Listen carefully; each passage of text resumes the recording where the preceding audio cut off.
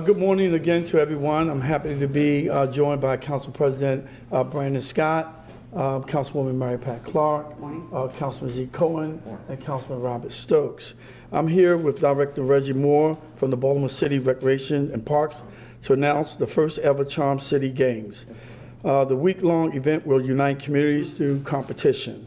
Teens between the ages of 12 to 14 are invited to rep their districts in a week-long Olympic-style sports tournament and a variety of games, including basketball, soccer, track and field, and tennis.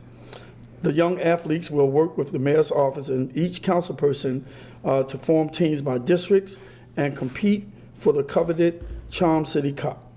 The games are slated to kick off with an opening ceremony at Baltimore City Hall on Saturday, July the 13th, while the main sporting events take place at various locations throughout the city from July the 14th through the 20th.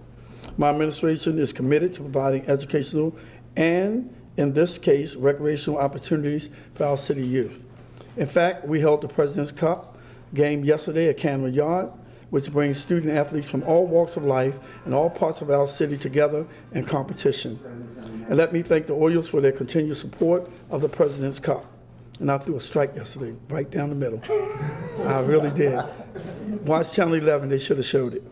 Now I want to thank Director Moore and his hardworking staff at Recs and Parks for all of their efforts in putting this major event together. Now let me turn it over to Director Moore, but first, before I do that, I want to ask Council President if he have any comments. Good morning, everybody. Let the games begin.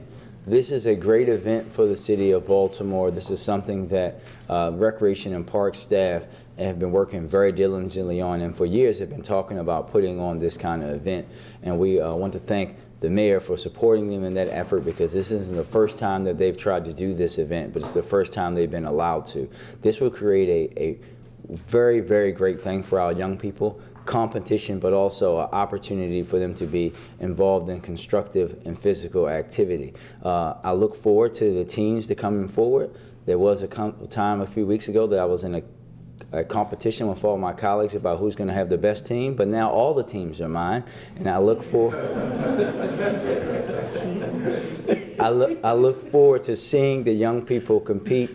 As a young man who grew up running track in Baltimore, in Baltimore City's Recreation and Parks track team, I know how deep and rich their history is, not just with me, but with NFL players, with basketball players, and this is the kind of young people that we know that Baltimore produces, and we look forward to seeing the best and the brightest and those who have all the athletic talent in the weeks to come. Thank you, Mr. Mayor. Thank you. Thank you, Mr. Council President.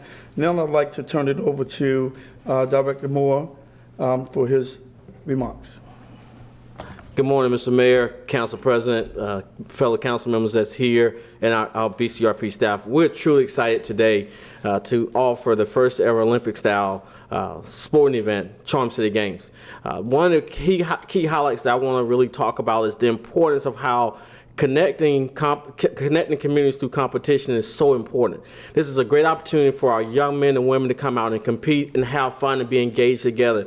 But it's more than just the kids. We encourage and we want the community to come out, support these young men and women as they compete throughout the week. As the mayor stated earlier, we have the opening games that kick off that Saturday. We'll have a torch run. It's going to be an amazing event. It's going to be an amazing week, and we want everyone in this community to come and share and be a part of that. So in order for you to be engaged, one of the things we want to encourage you to go on to our online registration site, which is at bcrp.baltimorecity.gov.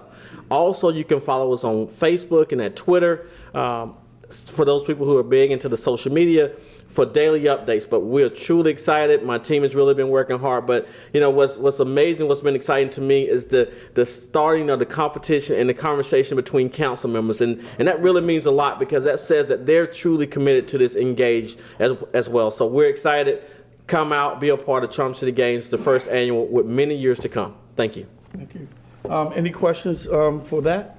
Who organizes the teams? At this point in time, with the online registration, parents can go out and they can register. Once parents are registered for the different activities, our sports coordinators will contact the parents. There is a tryout process. We're also looking for volunteer coaches that will help with the selection of these teams to represent the different districts. Could you just explain how many events, what type of events, does it cost anything? I know you mentioned that you need parents to sort of help coordinate a lot of this. Just give us a little more information on that. Sure. It's boys and girls basketball, boys and girls track. It is co-ed soccer, and it's boys and girls tennis. We're going to have singles, doubles, boys and girls, as well as we're going to have mixed doubles.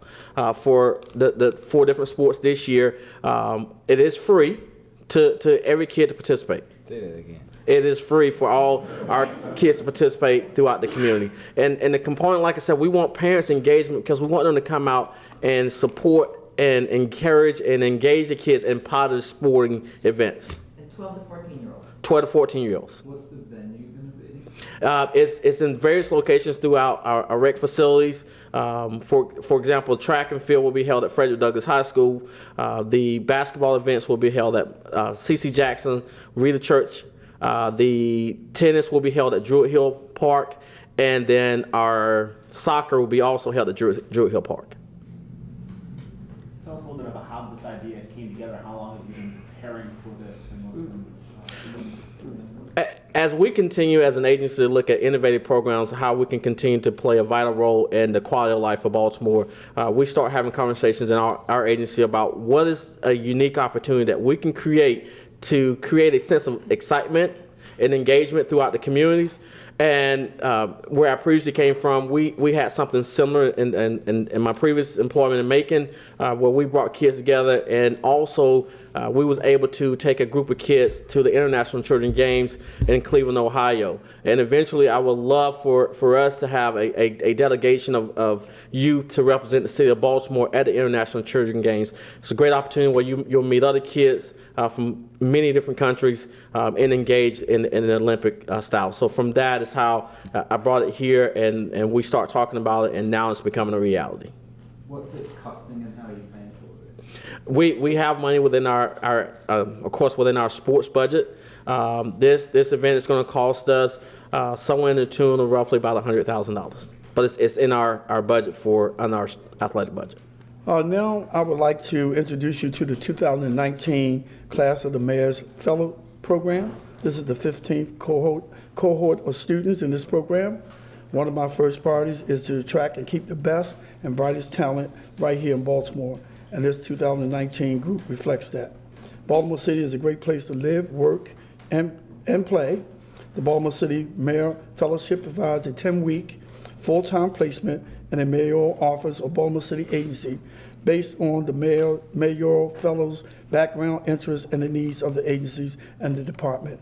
The goal of the program is to increase the number of talented graduates and undergraduate students with an interest in public service to accept positions within city government following graduation. I want to take a moment to thank Bob Emery and the ABLE Foundation for funding this great program, and Sarah Flaming and Baltimore Courts for helping us relaunch this important initiative.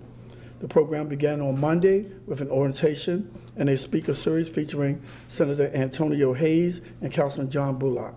Senator Hayes previously ran the Mayor's Fellowship Program when he worked in the city in the mayor's office. And Councilman Bullock is an alumni of the program. Another Mayor Fellow Program alumni is Colin Talbot, who was recently appointed as the President and CEO of the Baltimore Development Corporation.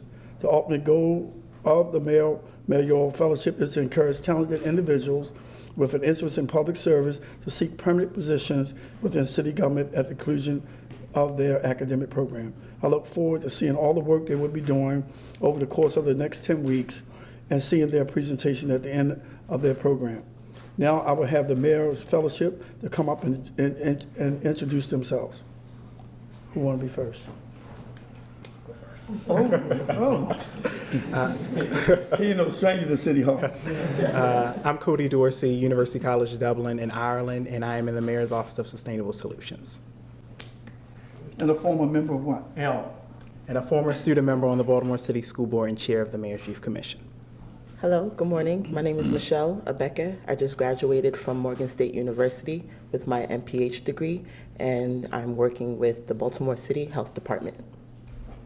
Good morning, everyone. My name is Darrell Frazier. I am a student at University of Baltimore, and I am working at the Mayor's Office of Innovation. Good morning. My name is David Caldwell. I'm a graduate student at the University of Baltimore, and I'm working with the Bureau of Budget and Management Research.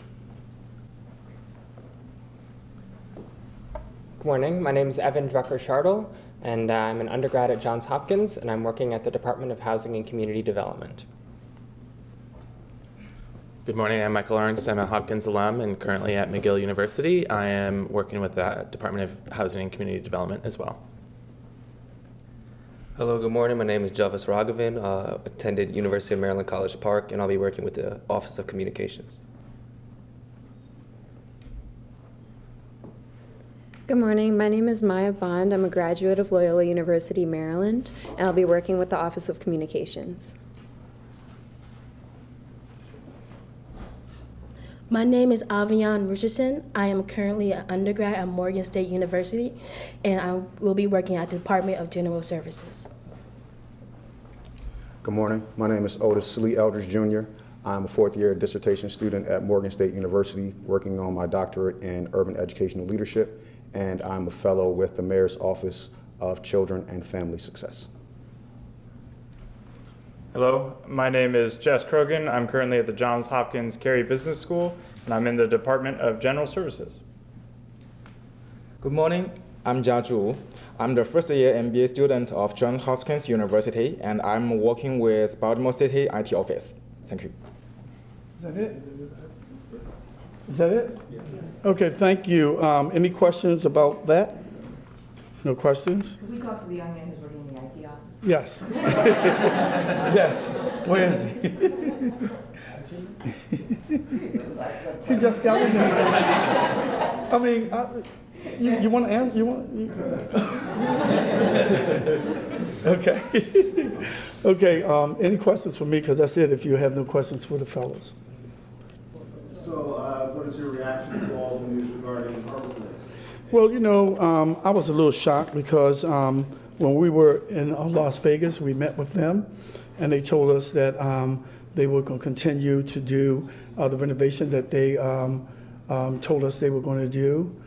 They did mention that they were going to be in receivership. However, they will still have control over what goes there. And what we read in the paper was contradictory to that statement. So it's a legal matter. You know, we're going to leave it at that. The land belongs to the city, but those buildings belongs to them. So we're going to see how this play out. As you know, Harbor Place is a very important part of Baltimore, not only for our tourism, but also for our citizens who want to come and visit down in the harbor.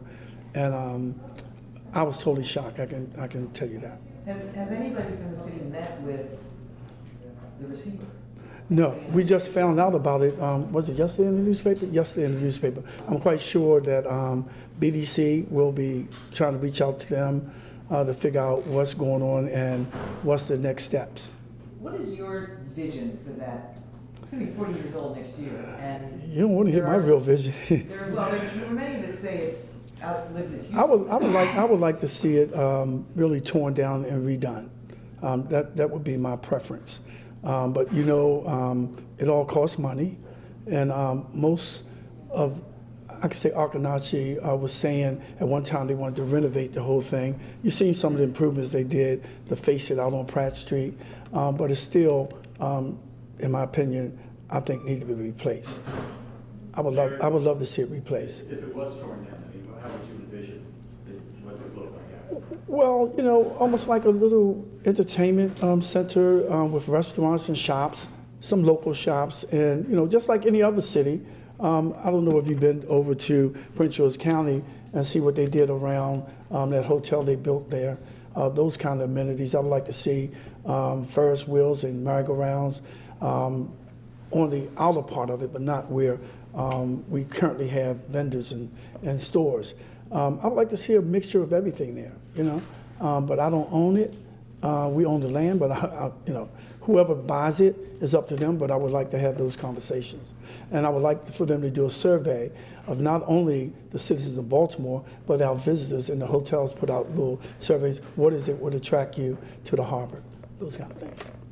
Is it a security issue, or is it more downtowns have changed, you know, America seems to have fallen out of love with the shopping mall, and like you said, it needs different attractions now, because, as you know, Harbor Place was the big, I mean, it's internationally known, Baltimore's Inner Harbor. But people still come down to the Inner Harbor. People still go there. When I'm down there, I see people all over Harbor Place. It's still an attraction for our tourists. They come and they want to see the Inner Harbor. They want to go to the Maryland Science Center. They want to go to the Aquarium. And they want to eat in the restaurants down there. So nothing, in my opinion, has changed other than, you know, the ownership has changed. It's in receivership at a time when we were expecting this grand, you know, renovation of some of the pavilions there. It was one time talk of raising the roof and doing a movie theater there, similar to the one they have up in, I think it's 40th Street, in that little plaza there. I mean, we were told all kinds of things, so I don't know what the receiver is going to do, because from what I read in the paper, the receiver also can sell it to whoever wants to buy it, and then we would have to talk to that person to figure out, can we come to some kind of agreement what we'd like to see there. You said you learned of the receivership during the visit to Las Vegas? Yes. That was a few weeks ago? Yes. That's But that's they, the first you had heard about? right. But they said that they will still have control because they were going into receivership, I think, on their own, if I can remember the conversation. I don't want to, all I know, we talked about receivership, and they said they will still have control. Jack, the National Harbor in Prince George's County has an anchor, which is the Gaylord Hotel Complex, which does a fair amount of meeting and convention business. Are you suggesting that what that site needs at Pratt & Lake is an anchor like that, a hotel, convention type hotel? No, I wouldn't. I wouldn't say that, because we have an anchor. We have the Aquarium, and we also have the Maryland Science Center, and right across the street we have the hotel over there. So I think we have what we need as an anchor. I just think we need to refurbish that whole entire Harbor Place.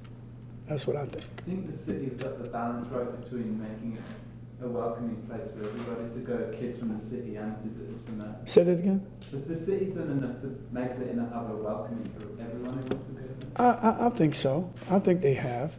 Some of the things that you probably seen during the Memorial Day weekend, it just don't happen in Baltimore. If you look at the news, it's happening all over the country. Young people they think it's fun, but it's not fun. They have to understand that the harbor, we want them to know that the harbor belongs to them too. They're citizens of Baltimore, but we want you to be respectful and act, you know, appropriate, because, you know, the way you act determines whether we're going to have visitors coming back to visit the harbor. So I was a little disappointed to learn that the program that was there one time with the peers was discontinued. I mean, you know, I met with them in the president's office, was very excited about it, and I think the funding of it lapsed, or they just didn't pay attention to it, because they were peers that would sit down and talk to the young people who came to the harbor. They were like ambassadors, and I'd like to revisit that and see if we can get that started up again. But I understand the young lady that was hitting it up moved out of the state. So. Anything else? Just real quick, the former ownership group, they ever, in their conversations with you, give you any idea as to what they felt the issue was with attracting business? They say, hey, we are having trouble attracting the right kind of retailers or anything along that line? No, they really didn't go into that. I think it's the choice of the business whether they want to stay or not. Some of them want to be on the Pratt Street side. You know, they want to open it up. So whoever the new owners will be, I'm hoping that they look at, you know, just opening it up and not having it all joined together like they have it. I would like to see different little things that people can walk out this one, walk into that one, with some space in between. Everywhere I go, and I see these little places that look like Harbor Place, they have a lot of attraction there for families. They have the Ferris wheel, they have the, what you call that thing, the merry-go-round. They have, you know, those kind of things that attract families. And I would like to see that back at the Inner Harbor as well. Mayor, Just one last in question. reaction to the story about more than 100 patrol cars were taken out of service for this investigation into allegation of sexual assault. Well, you know, we're always concerned when there's allegations involving our police department. That's what it was, what it is right now, is an allegation, because we don't know. I mean, you know, there are a lot of white cars in Baltimore City. You know, the universities have them, private companies have them, and I'm hoping that it wasn't a member of the Baltimore City Police Department, but to take the cars out to really look for DNA or whatever they're looking for, I think is appropriate. One last thing, about Harbor Place. Would the city be willing to sell the land? That's a good conversation. If we can get what it's actually worth, I would be open to that. Yeah, but selling the land would mean we would have no control. So I would have to really weigh that and talk that over with the team and with the law department to see if we did that, we would still have some control. Right now, we have some control. Thank you. All right, y'all have a great day. Mayor.